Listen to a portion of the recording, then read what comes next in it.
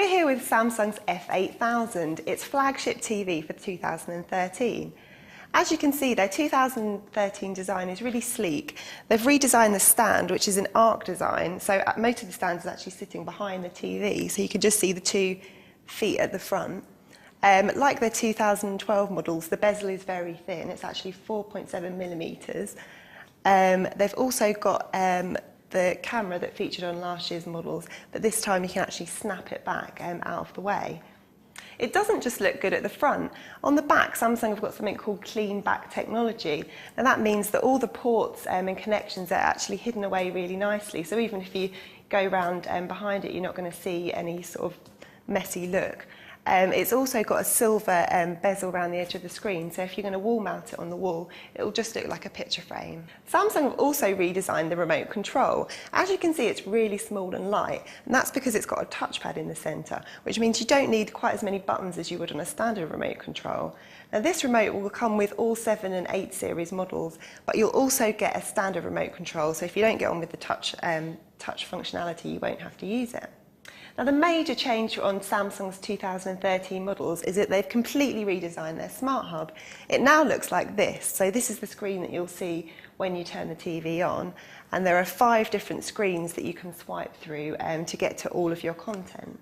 So this screen that you'll see when you turn the TV on is essentially the new EPG.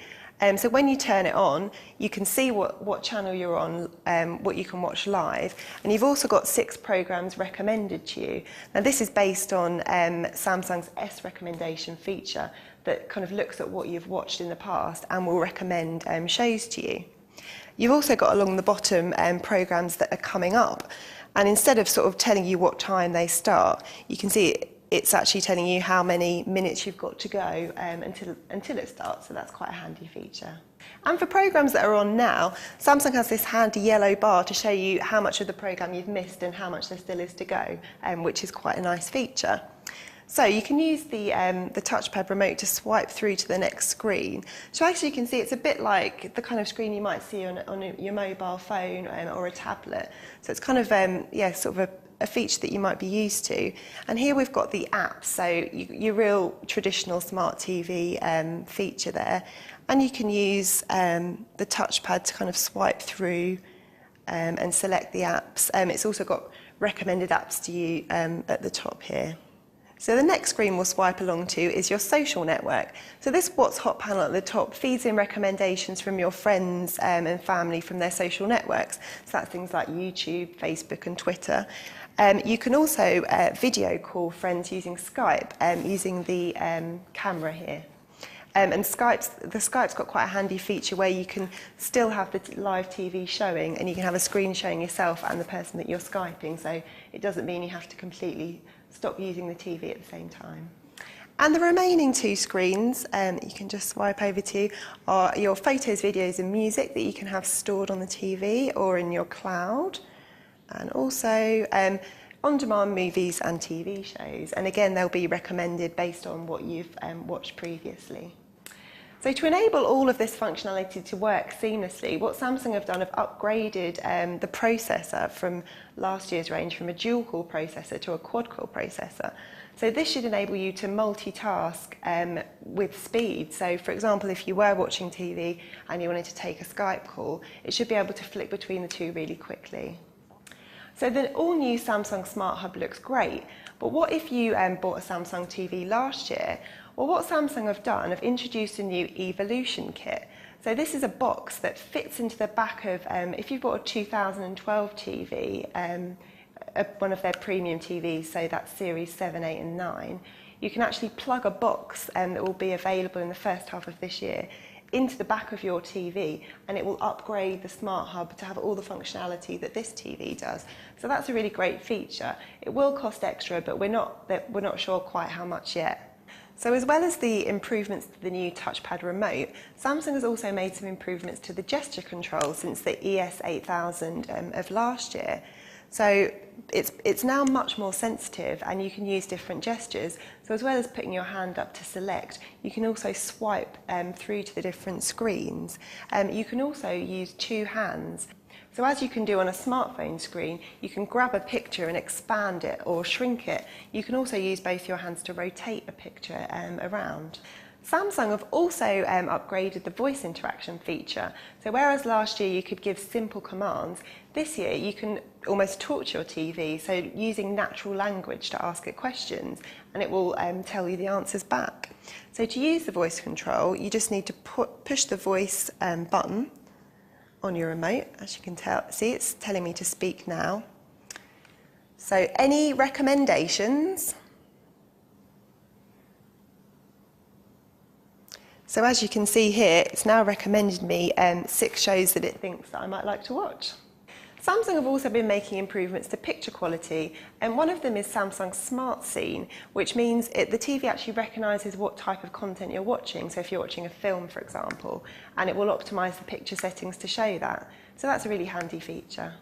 There's also a web clear view feature, so that means even when you're viewing content from online, it should still be really sharp. So the feature aims to optimise pictures and text, so it's clearer to view. So often when you're trying to web browse on a TV, the text can be a bit blurry, especially if you're trying to view smaller text. So this should enable you to sort of be able to read it even when you're sitting back on your sofa. Another picture quality improvement is Cinema Black. So what that means is when you're watching a film with a letterbox effect, so that's a black strip at the top and the bottom, the lights are actually turned off behind it. So that means, so often when you watch a film, you'll be turning the lights down. So on some LEDs, the black strips can look a bit grey, but with this new feature, because the light's completely turned off behind it, you should have a much darker experience, so you can just see the film in the centre. We've seen TVs with PVR functions before, but this TV is different. Not only can you watch a TV channel and record it at the same time, you can actually watch one channel and record a different one. And that's because this TV's got 2 tuners. So as you can see right now, we're actually watching 2 different TV shows at the same time. So the TV itself hasn't actually got memory, so you'll be recording onto a USB stick that you plug in around the back. There's also a couple of new ways to use your TV and your mobile phone together. One of them is called Samsung Smart View. Now that's an app that you can download for iOS or for Android, and it'll allow you to watch whatever you're watching on the TV screen on your phone. So that means if you want to pop into another room, so into the kitchen to make a cup of tea, you can take the show with you.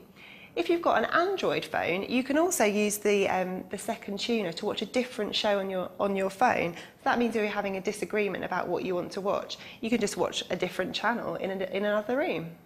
We've also got All Share Cast, which kind of works the other way. So whatever you're viewing on your mobile phone, you can then view on your TV screen.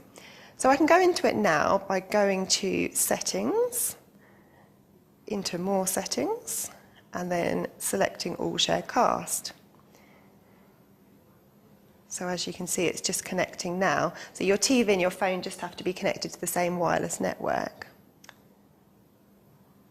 Okay, so as you can see, what you can see now on the screen is exactly the same as what I've got on my phone here. So you can use that to view anything that you want to view on your phone on the screen. There's something like pictures, for example. So you can see the pictures that I've got here are reflected on the screen. I can even turn the phone and it will do exactly the same on the screen. So you can see it's quite responsive. As soon as I'm moving on here, it's doing exactly the same on the screen. This model's planned to launch in April this year. No pricing's been announced yet, but it will be available in screen sizes from 40 to 75 inches. To find out more about Samsung's TVs for 2013, click on the link below.